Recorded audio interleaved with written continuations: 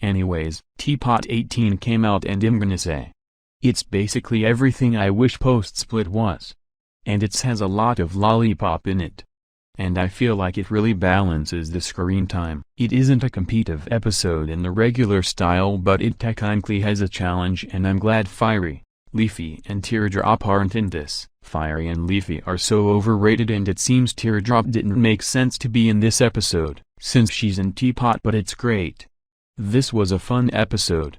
And it's great to see this not focused on one. It easily could have forced itself to be like plot relevant. Or force one in somehow, but it did not, and this episode is great. I especially like how Flower was actually a character and not, and Gelatin was good. So that further explains they made Flower bad on purpose.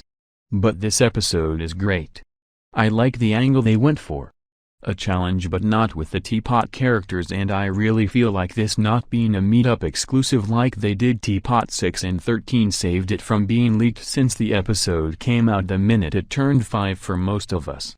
I really do think this episode showcased more of my favorites, which is a good thing. I love Lollipop a lot, and Loser was barely in the episode if I recall, so this episode basically did everything a normal episode should.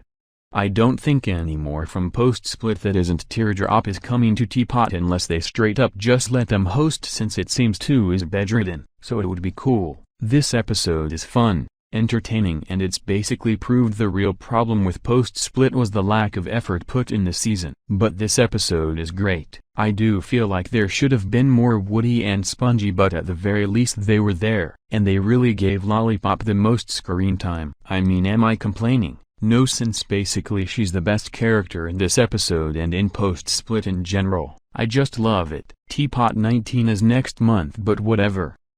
I guess we'll have to wait and see what happens with 1, and I hope it hurries up. I give it a 9.